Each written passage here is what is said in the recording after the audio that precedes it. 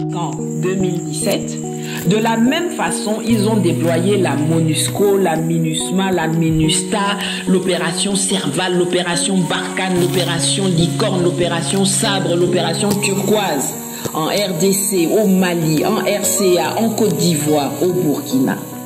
Et ces gens-là se comportent pareil.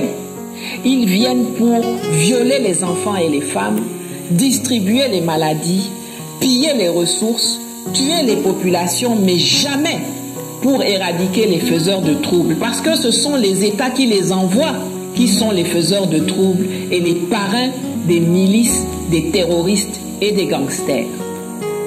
J'avais fait une vidéo sur l'ONU et son mode opératoire. Je vous la mets quelque part ici à l'écran. À la fin de celle-ci, allez la regarder si ce n'est pas déjà fait. Le schéma est toujours pareil. Ils n'inventent rien. Ils répètent les mêmes choses partout. L'histoire a prouvé que les interventions militaires étrangères en Haïti n'ont jamais eu pour but d'aider les Haïtiens. L'objectif a toujours été de les spolier, de maintenir la domination étrangère sur l'île et d'empêcher la prospérité des Haïtiens et la stabilité du pays. Toujours. Les Haïtiens sont donc fondés de ne pas vouloir voir débarquer chez eux des zozos kenyans qui viennent soi-disant les aider alors qu'ils sont même pas capables de s'aider eux-mêmes au Kenya là-bas ou d'aider la RDC voisine. En septembre 2022, il y avait 13 000 policiers en Haïti. Bon, comme on les tue comme des mouches, peut-être qu'aujourd'hui ils sont 12 000 ou 10 000.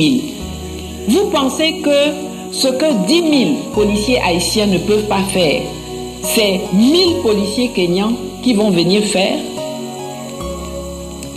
Si la communauté internationale voulait aider Haïti, elle enverrait des armes de guerre à la police haïtienne pour leur permettre d'éradiquer tous les voyous qui sont là-bas.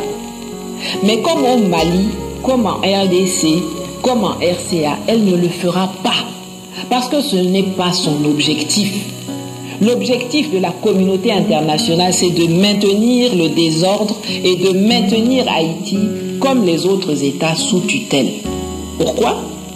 Parce qu'il faut punir ad vitam aeternam ceux qui ont eu l'audace de fesser l'armée impériale française en 1803 à Vertières et de devenir la première république noire du monde, alors que les Noirs étaient jusqu'alors cantonnés au rang d'esclaves et de serviteurs. Parce qu'ils ont peur qu'on leur réclame des comptes et des réparations pour les vols, les pillages, les spoliations et les rançons qu'ils ont extorqués au cours des années et des siècles passés. Parce qu'il y a des ressources qu'ils convoitent. Après l'Afrique du Sud, Haïti serait la deuxième plus grande réserve d'iridium du monde, un métal rare et nécessaire à la technologie et aux télécommunications.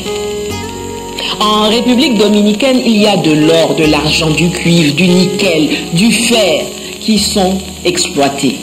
Vous pensez que les gisements s'arrêtent comme par magie à la frontière haïtienne alors que les deux pays sont sur un même lopin de terre au milieu de l'océan? Come on! Je voudrais maintenant m'adresser à mes frères et sœurs d'Haïti. Je voudrais vous dire qu'on pense à vous, qu'on souffre pour vous, qu'on souffre avec vous. Vous êtes nombreux à me suivre et je sais que vous savez que nous sommes nous-mêmes aujourd'hui sur le continent africain en plein milieu d'une lutte de libération. Pour nous débarrasser des mêmes sauvageons, des mêmes barbares, des mêmes larbins qui vous martyrisent, vous pillent, vous poussent à mourir de faim ou à mourir sous les balles des voyous qu'ils financent. Les vrais cannibales, ceux qui mangent nos vies, ceux qui mangent nos morts, ceux qui dévorent nos vivants, qui nous dévorent vivants, c'est eux.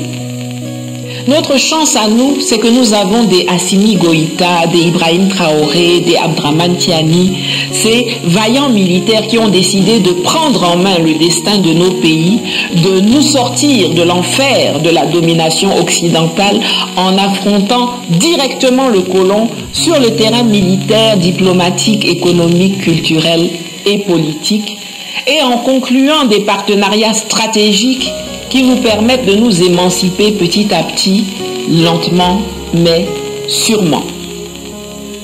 Je ne sais pas combien de temps ça prendra pour que nous soyons totalement débarrassés de ces censures américaines et européennes. Mais je veux que vous sachiez que je ferai tout ce qui est en mon pouvoir pour convaincre nos dirigeants de vous aider dès que nous serons en situation de le faire.